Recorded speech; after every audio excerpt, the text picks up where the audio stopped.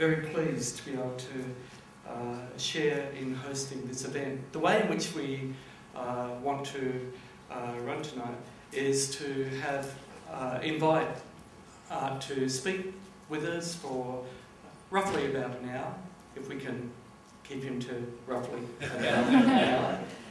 And then we'll invite questions from the floor. But to share with you some of the glorious details from Art's career, I'm very pleased to be able to call on our good colleague, Lynne Kosky. Thank you. Thank you, Lynne.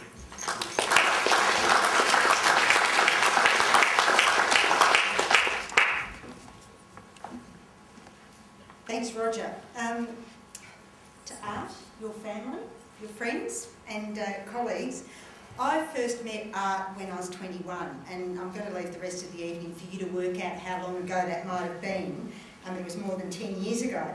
And I was doing a placement at Sunshine High School, where I also met my husband. So there were a few benefits of actually working at Sunshine High School at the time. And I was studying social work, and I did a community development placement at Sunshine High School. Prior to that, I'd been doing counselling, and had found it really, really frustrating because it was really focused on the individual and the problems of the individual and didn't sort of fit how I viewed the world, although I couldn't quite articulate at the time what some of those issues were. And what I learned at Sunshine High School was that you can focus on structures, and in changing those you can actually make a huge benefit for the young people in them. That you don't have to focus so much. You start with the individual, but you don't have to change them in order to actually improve their circumstances and their outcomes.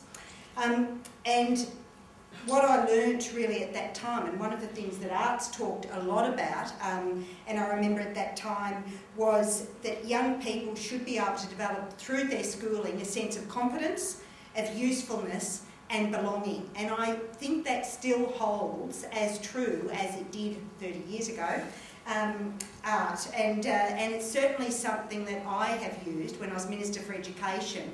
Those were sort of mainstays behind a lot of the changes that we made about how you can really bring out the best in young people. And that does mean changing structures, but it means also working with people who work with young people to really value young people.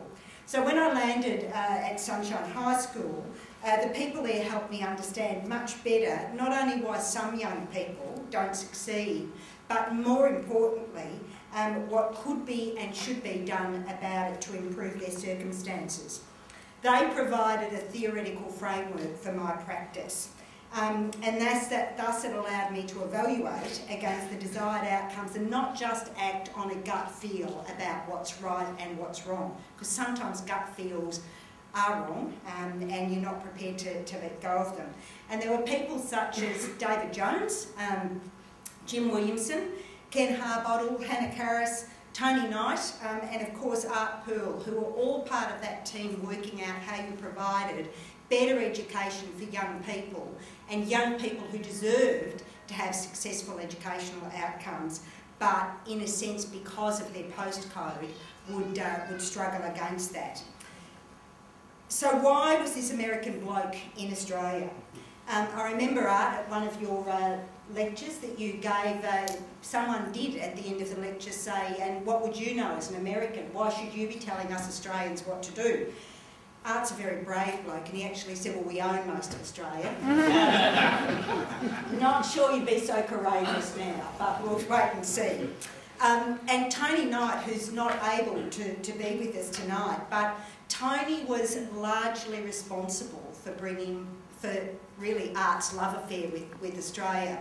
Tony, who had been at La Trobe Uni, he'd actually been, call him a bit of a jock, he was right into sports, and he'd gone over to America to study further about physical education. And quite a few of the people in the sport field had said, you should come along and listen to this bloke. He's fabulous, listen to him speak. And so Tony went, along with his other sports mates, to listen to Art and actually shifted his career direction. and was responsible for bringing art out on the first occasion. I think art was then responsible for bringing art out for forever after. And Ken Polk, who was a great mate of arts, has also made Australia home and worked very much on improving educational outcomes for young people here, and we thank them both very much for that. Some artful sayings that have stood as a bedrock for many of us who've worked with art and worked with young people. I'll run through. My favourite, and I used it a lot when I was minister, I have to say, Art, I'd rather be an optimist and wrong than a pessimist and right. When you're a minister, you need to operate on that quite a bit, otherwise it can get a bit sad at times. Too much curriculum is information rich and action poor. Students can be producers of knowledge and not just consumers of it, and teachers should be intellectual leaders.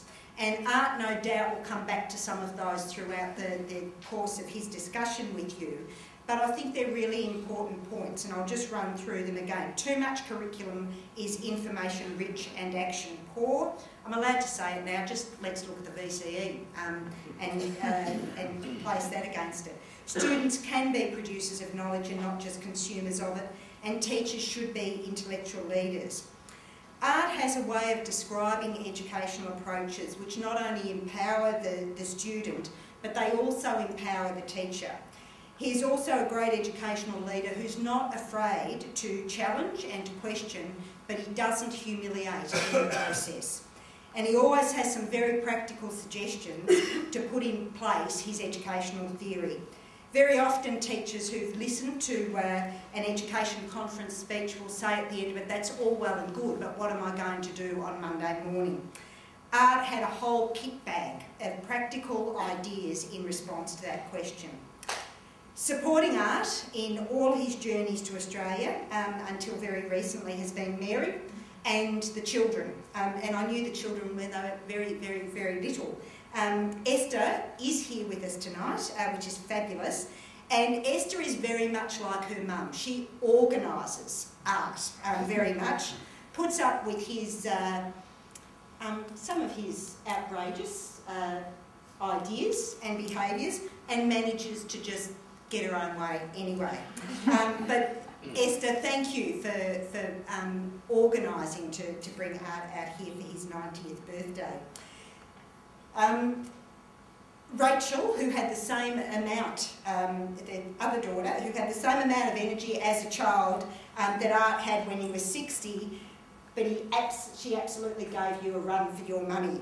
And I always think that you were meant to have Rachel just to steady you down a little bit, to challenge some of your outrageous behaviour, Art. A wonderful, caring and thoughtful family who have indulged Art significantly whilst he has inspired others of us very generously. So I'd like to introduce Art, but before I do that I'd also like to acknowledge Frank Vincent and his wife.